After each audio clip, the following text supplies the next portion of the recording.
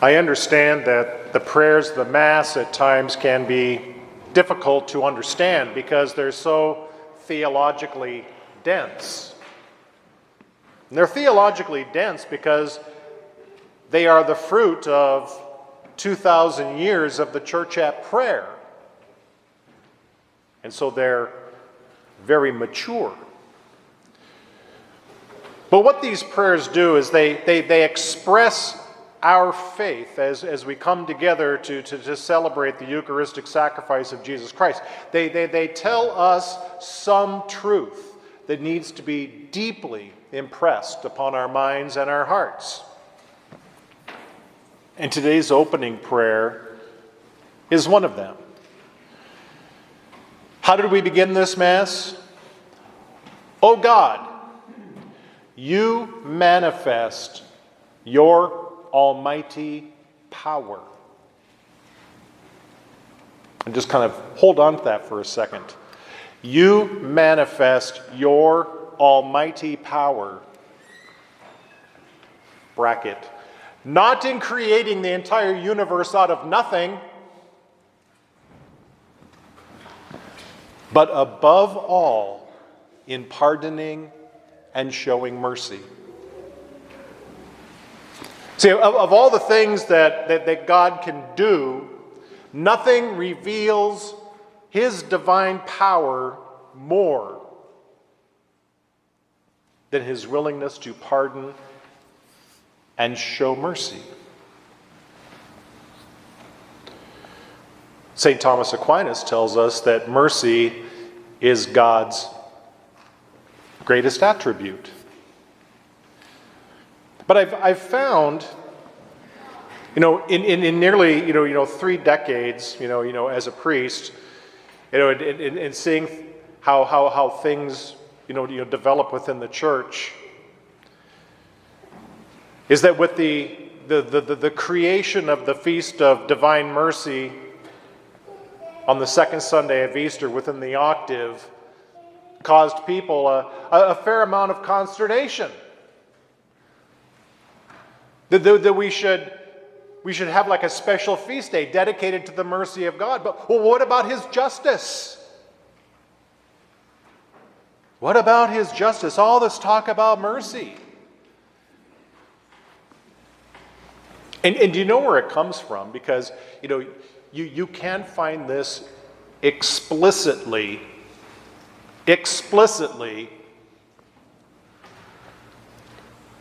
in social media, that there are certain people of an exaggerated Catholic faith want to see burn in hell. You see, and all this talk about mercy thwarts their desires.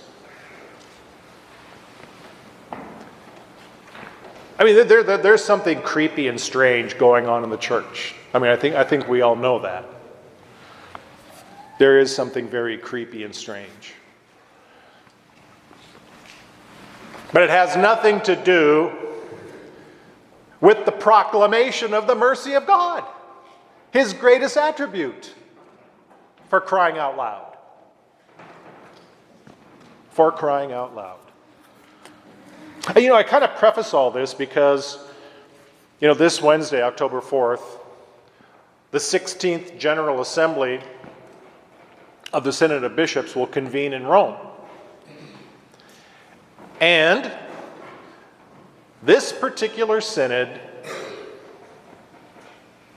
I'm not going to say the synod is generating anxiety, but there are others within our fold that are generating that anxiety. And I think we have to ask our question, why would that be? Why should a meeting of bishops be a cause and source of anxiety?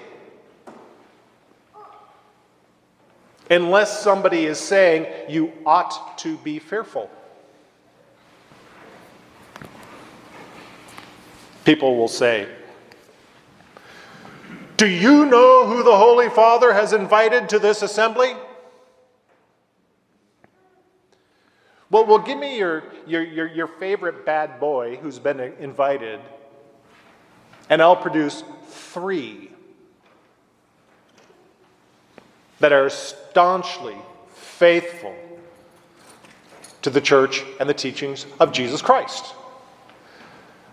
What is it, what about our morbid human nature that we like to obsess and ruminate over that which is negative and fail to see that which is positive?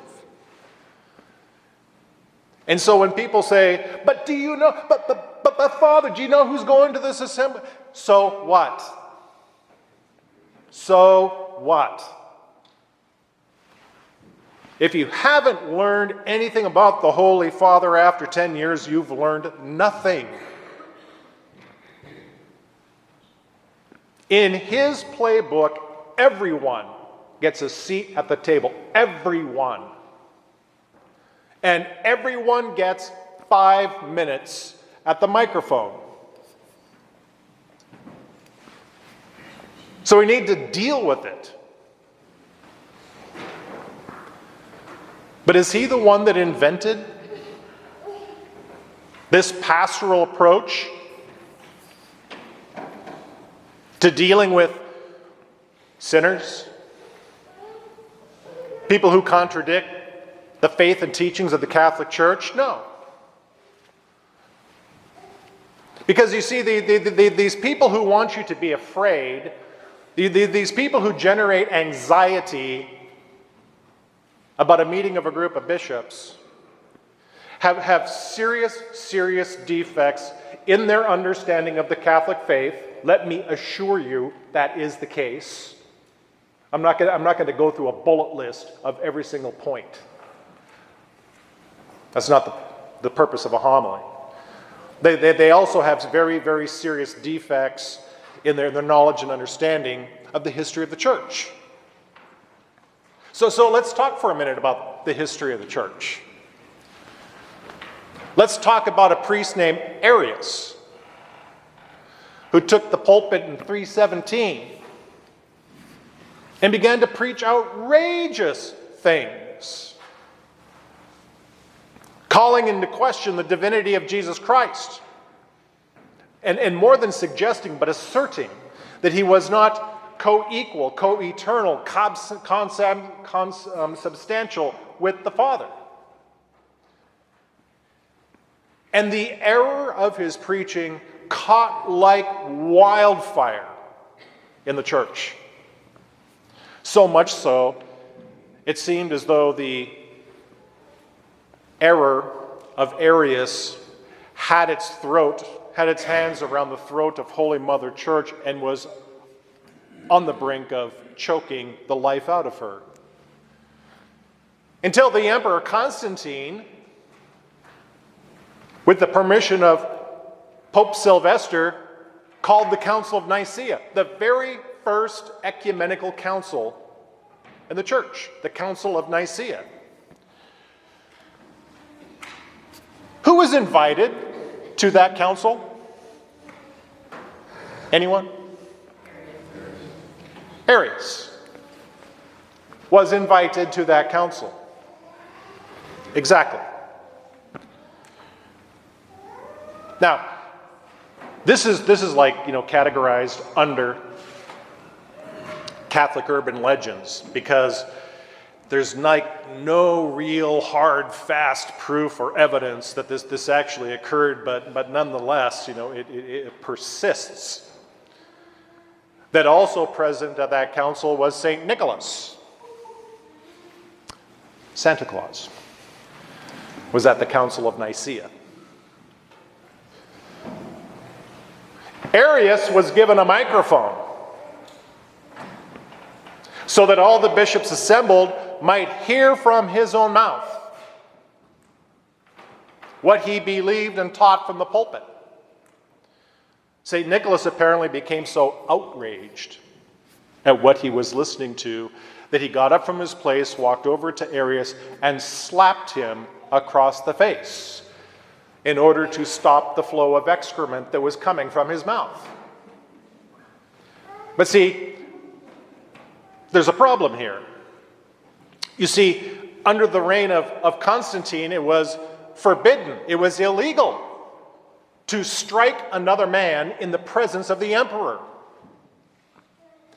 And while it is true that what Arius was saying was outrageous, for his conduct, St. Nicholas was punished and put in jail for a time. But what's the net result? The council did condemn the errors of Arius and then crafted the Nicene Creed, which we still pray at each and every Sunday Mass.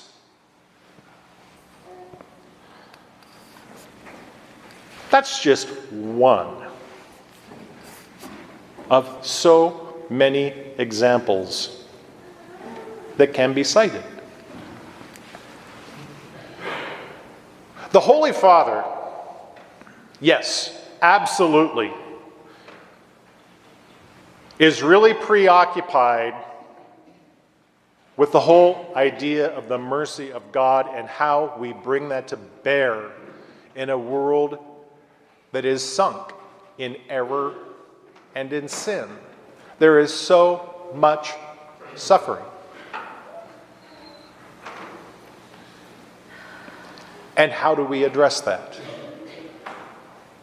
And that's the purpose of the Synod. He wants to see the church spend a month in prayer so that it might listen. Oh, there's going to be all kinds of things said. So what? To be clear, synods are consultative only. Consultative. They have absolutely no magisterial authority. Zero. They are there to speak, collate what has been said, and present it to the Holy Father, who will write a post-synodal exhortation. Or he may choose not to. We'll find out. Probably in 2025. But let's just take, a really quick survey of the gospel, and let's allow Jesus Christ to instruct us and correct our ways of thinking,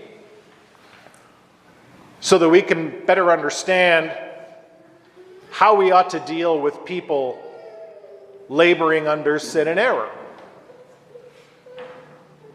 So one of the first examples I want to use is the woman at the well. Now, I'm not trying to be shocking, but I want to, make a very serious point. There is a really good reason why that narrative is not called the whore at the well. The reason why it's not called the whore at the well is because she's a woman. And she has dignity. When she approached Jesus Christ exactly knew the manner of her life and the choices she had made. But as she drew closer, he raised his eyes and said, "Woman, give me something to drink," and engaged her in a dialogue.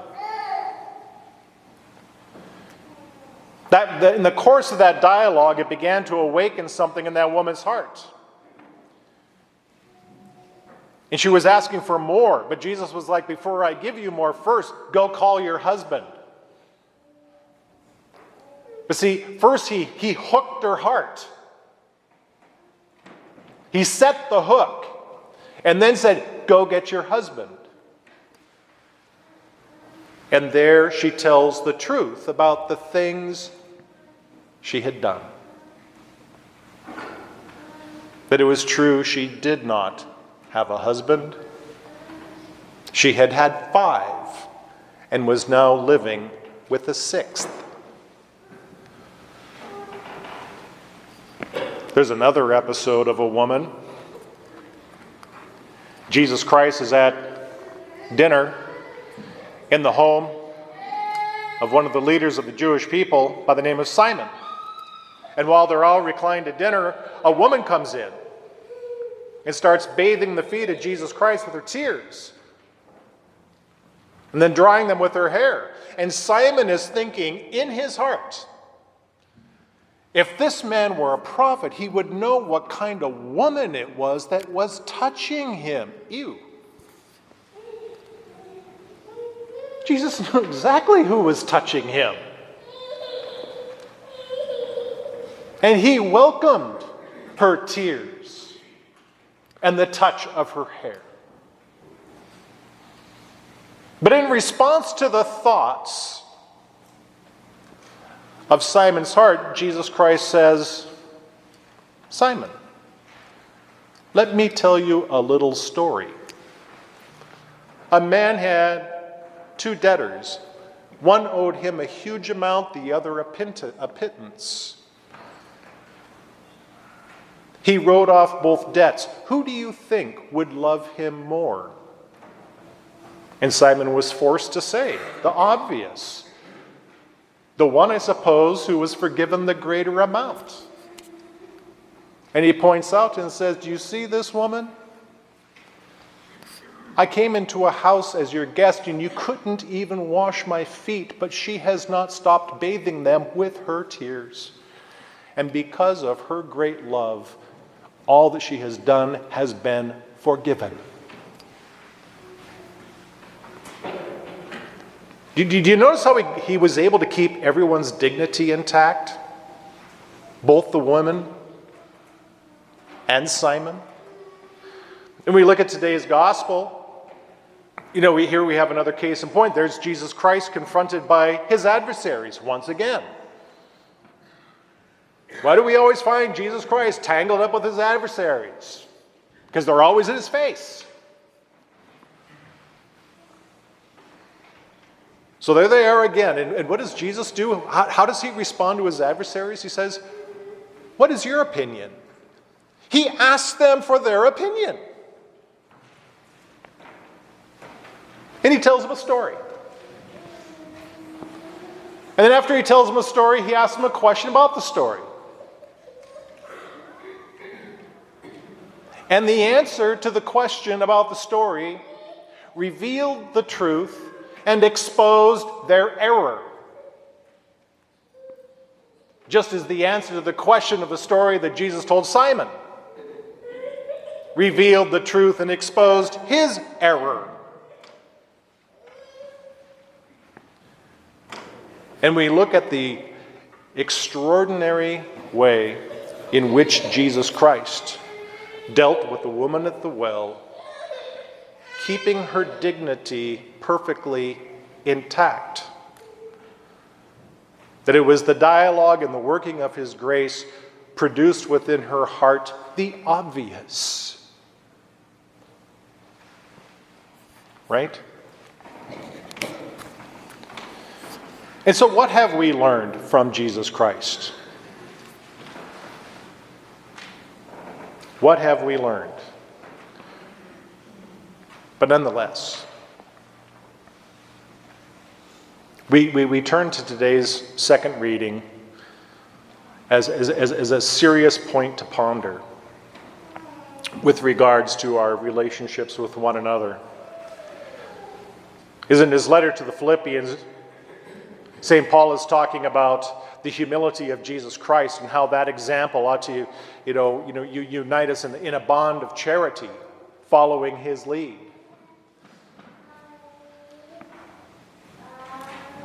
Did Jesus Christ know the value of his human life? Oh, yes, he did. Oh, yes, he did. But whose life did he consider to be more important? Yours. Mine.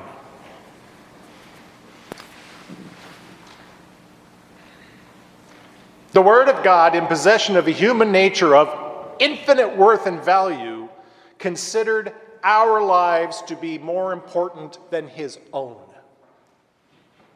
And so he delivered it up to death for our salvation.